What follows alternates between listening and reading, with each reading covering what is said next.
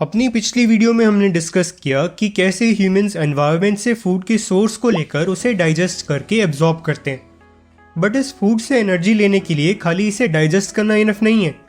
हमें एनर्जी के लिए इस डाइजेस्टेड फूड को प्रॉपर मैकेनिज्म्स के थ्रू ब्रेक करके एटीपी में कन्वर्ट करना होगा।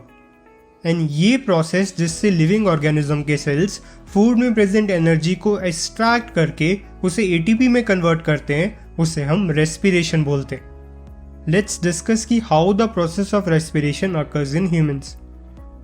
फूड के डाइजेशन के बाद उसमें प्रेजेंट सभी न्यूट्रिएंट्स इंटेस्टाइन से एब्जॉर्ब होकर ब्लड में मिक्स हो जाते हैं। एंड ब्लड के थ्रू ये सारी nutrients like carbohydrates, proteins, fats body के सभी सेल्स तक पहुंचा दिए जाते हैं। एंड इन सब न्यूट्रिएंट्स को सेल तक पहुंचाने के बाद अब नेक्स्ट काम होता है इनको ब्रेक करके इनसे एनर्जी फॉर्म करना। बट वेट, हमारे पास एक चीज़ मिसिंग है जो कि है ऑक्सीजन। इन न्यूट्रिएंट्स को ब्रेक करने के लिए ऑक्सीजन बहुत इंपॉर्टेंट है। बट ऑक्सीजन तो एनवायरनमेंट में प्रेजेंट है ना, तो how can it be possible to supply this oxygen to each and every cell of our body? Don't worry, environment से ऑक्सीजन लेके बॉडी के हर एक पार्ट तक पहुंचाने के लिए हमारी बॉडी के पास एक ब्यूटीफुल सिस्टम प्रेजेंट है। So let's see how this system works. Oxygen को एनवायरनमेंट से ब्लड तक पहुंचाने का काम होता है हमारी लंग्स का। एक नॉर्मल इंसान एक मिनट में 12 to 16 टाइम्स ब्रीथ करता है। इसका मतलब हमारी लंग्स एक मिनट में 12 to 16 टाइम्स एनवायरनमेंट से फ्रेश ऑक्सीजन रिच लेयर को लेती है एंड CO2 रिच एयर को बाहर निकाल देती है। बट लंग्स ये कर कैसे लेती हैं? एक्चुअली क्या है ना कि हमारी लंग्स कुछ एक पिचकारी जैसी होती हैं। जिस तरह से जब हम पिचकारी के हैंडल को पीछे खींचते हैं तो उसके अंदर फटाफट एयर भर जाती है, एंड अगर हम उस हैंडल को पुश करते हैं तो उसमें से एयर बाहर निकल जाती है। इसी तरह से जब हमारी चेस्ट की मसल्स एंड डायफ्राम लंग्स को स्ट्रेच करते हैं तो फ्रेश एयर फटाफट नोज के थ्रू लंग्स के अंदर घुस जाती है।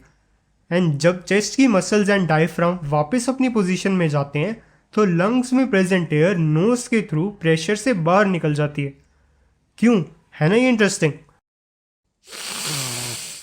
1 2 1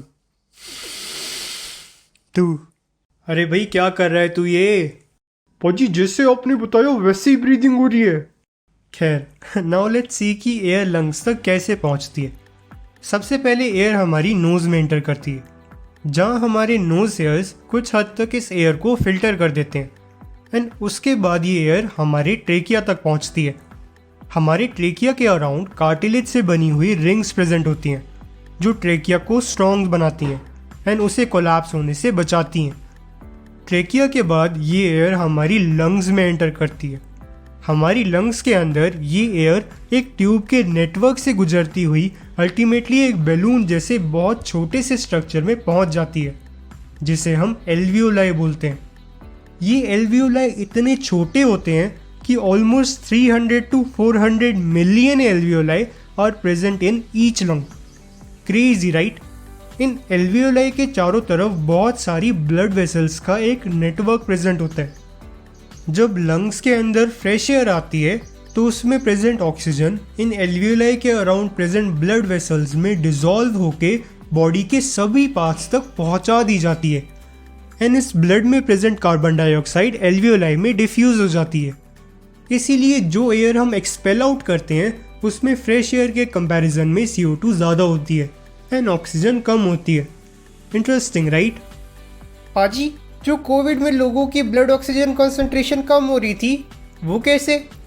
एक्चुअली क्या है ना कि जब कोविड का वायरस लंग्स को अटैक करता है तो लंग्स में फ्लूइड फिल हो सकता है, जिसकी वजह से एल्वियोलाई में प्रेजेंट ऑक्सीजन उसके अराउंड प्रेजेंट ब्लड वेसल्स में डिसॉल्व नहीं हो पाती, जिसकी वजह से ब्लड की ऑक्सीजन कंसंट्रेशन कम हो जाती है।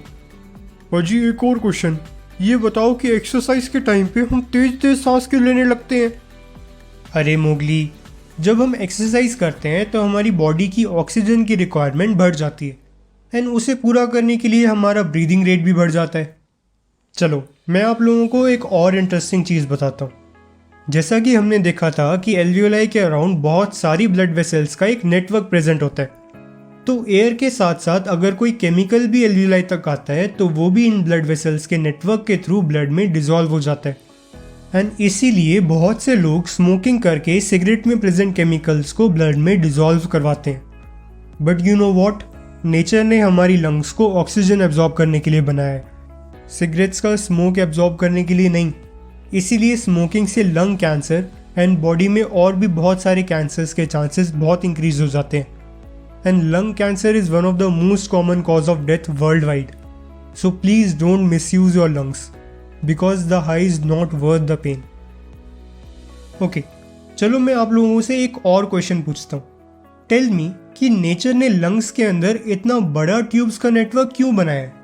ऐसा क्यों नहीं है कि लंग्स बैलून की तरह खाली हों एंड एयर सीधा उसमें जाके भर जाए?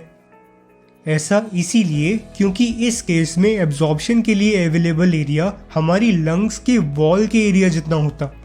बट जब एयर इन पाइप के नेटवर्क से 300 मिलियन एल्वियोलाई तक पहुंचती है तो एब्जॉर्प्शन के लिए available surface area in 300 million alveoli के एरिया जितना हो जाता है। एंड दोनों लंग्स का एब्जॉर्प्शन के लिए अवेलेबल सरफेस एरिया रफली एक टेनिस कोर्ट जितना हो जाता है। Fascinating, right? ओके, तो चलो अब हम अपनी स्टोरी में आगे चलते हैं। लंग्स के थ्रू ब्लड में डिसॉल्व होने के बाद ये ऑक्सीजन बॉडी के हर एक सेल तक पहुंच जाती है। ओके, तो अब हमारे सेल के पास इन न्यूट्रिएंट्स को ब्रेक करने के लिए ऑक्सीजन आ गई है। ब्यूटीफुल। नाउ लेट्स सी कि कैसे सेल्स इन न्यूट्रिएंट्स को ब्रेक करके अपने लिए एनर्जी बनाते हैं। एनर्जी बनाने के लिए सेल्स मोस्टली ग्लूकोज यानी कार्बोहाइड्रेट्स का यूज़ करते हैं। Fats and proteins are mostly used to form the structure of the cells. But carbohydrates available ना होने पर फैट्स एंड प्रोटीन्स के मॉलिक्यूल्स भी एनर्जी बनाने के लिए यूज़ हो सकते हैं। एनर्जी के लिए सबसे पहले हमारे सेल्स इस 6 कार्बन ग्लूकोज के मॉलिक्यूल को अपने साइटोप्लाज्म के अंदर ब्रेक करके एक 3 कार्बन मॉलिक्यूल में कन्वर्ट कर देते हैं, जिसे हम पायरूवेट बोलते हैं। इस रिएक्शन से जो थोड़ी बहुत एनर्जी निकलती है उसे सेल्स कैप्चर करके एटीपी की फॉर्म में स्टोर कर लेते हैं। अब जो ये पायरूवेट बनता है ये सेल के माइटोकॉन्ड्रिया में जाके ऑक्सीजन की हेल्प से कंप्लीटली ब्रेक होके CO2 एंड वाटर में कन्वर्ट हो जाता है। एंड इस रिएक्शन से बहुत सारी एनर्जी निकलती है जिसे सेल्स एटीपी की फॉर्म में स्टोर कर लेते हैं। तो इस तरीके से सेल अपने लिए एनर्जी बनाता है। एंड इस ऑक्सीजन की प्रेजेंस में होने वाली रेस्पिरेशन को हम एरोबिक रेस्पिरेशन बोलते हैं। बट मैं आप लोगों को एक इंटरेस्टिंग चीज़ बताता हूँ। जब हम एक्सरसाइज करते हैं तो हमारी मसल्स को बहुत सारी एनर्जी चाहिए होती है।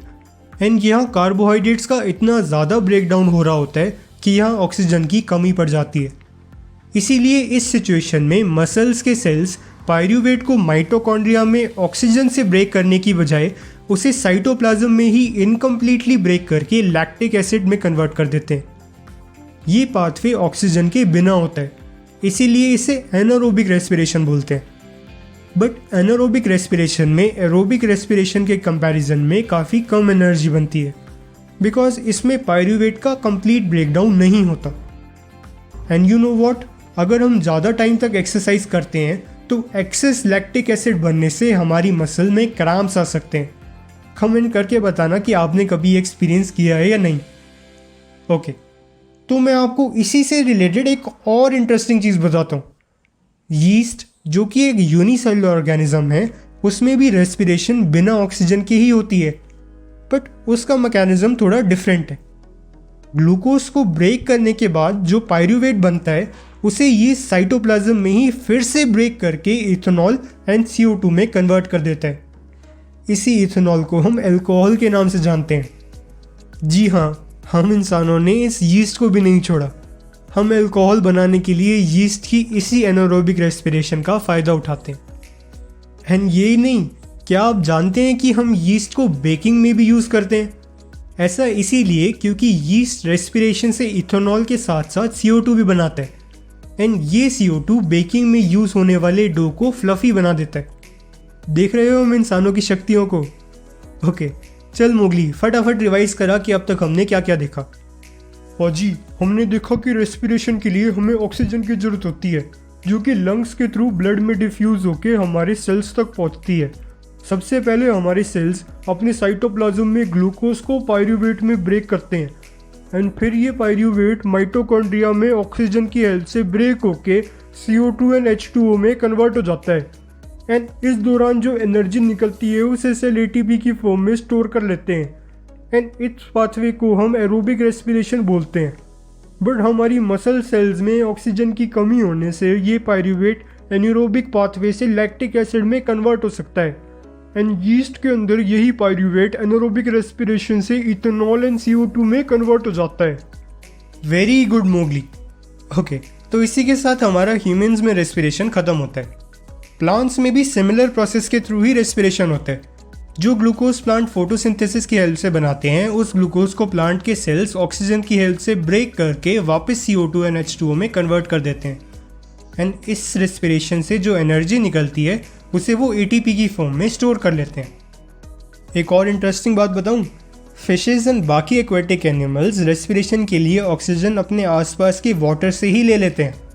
फिशेज अपने माउथ से पानी को लेके उसे अपने गिल्स के थ्रू पुश करती हैं एंड लंग की एल्वियोलाई की तरह गिल्स में भी बहुत सारी ब्लड वेसल्स प्रेजेंट होती हैं जो कि इस वाटर में प्रेजेंट ऑक्सीजन को एब्जॉर्ब कर लेती हैं। पाजी, रेस्पिरेशन और ब्रीदिंग में क्या फ़र्क होता है? शिकारी, ह्यूमंस के अंदर रेस्पिरेशन वो प्रोसेस होती है जिससे हमारे सेल्स फूड को ऑक्सीजन की हेल्प से ब्रेक करके उसमें प्रेजेंट एनर्जी को एक्सट्रैक्ट करते हैं एंड ब्रीदिंग वो प्रोसेस होती है जिससे हमारी लंग्स बाहर के एनवायरनमेंट से गैसेस का एक्सचेंज करती हैं।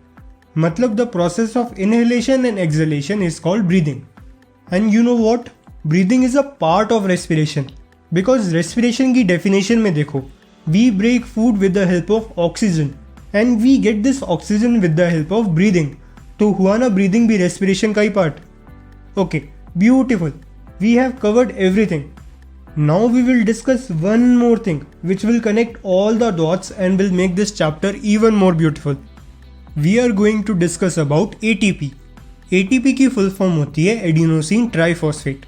इसका मतलब ये कि इसके अंदर 3 फॉस्फेट प्रेजेंट होते हैं। एक्चुअली क्या है ना कि जब भी रेस्पिरेशन की प्रोसेस से फूड को ब्रेक करके एनर्जी निकलती है, उस एनर्जी का यूज़ करके हमारा सेल एक ADP यानी एडिनोसिन डाइफॉस्फेट मॉलिक्यूल में एक फॉस्फेट और ऐड करके उसे एडिनोसिन ट्राइफॉस्फेट यानी ATP में कन्वर्ट कर देता है। यानी रेस्पिरेशन से निकल रही एनर्जी को हमारे सेल्स, इनफैक्ट सभी लिविंग ऑर्गेनिज्म के सेल्स, एनर्जी के छोटे छोटे पैकेट्स यानी ATP में कन्वर्ट कर देते हैं एंड सेल की जिस भी प्रोसेस में उसे एनर्जी चाहिए होती है उसमें वो वापस से इस ATP को ADP एंड फॉस्फेट में ब्रेक कर देता है, जिससे इसमें स्टोर्ड एनर्जी वापस से रिलीज हो जाती है। बट सभी लिविंग ऑर्गेनिज्म के सेल्स ने इस काम के लिए खाली इसी ATP के मॉलिक्यूल को ही क्यों चूज़ किया? ऐसे तो हम किसी भी मॉलिक्यूल में कुछ ऐड कर सकते थे एंड ज़रूरत पड़ने पे उसे ब्रेक करके वापस से उसे एनर्जी ले सकते थे। एक्चुअली क्या है ना कि ATP is a very small molecule with a potential to hold a lot of energy and इस मॉलिक्यूल को ईजिली ब्रेक किया जा सकता है एंड ज़रूरत पड़ने पर ईजिली बनाया भी जा सकता है। इसीलिए इस काम के लिए ATP परफेक्ट मॉलिक्यूल है। फाइनली, चलो इसी के साथ हमारी ये वीडियो ख़त्म होती है। If you like this video, then please share it with your friends, comment on it, and now don't forget to subscribe.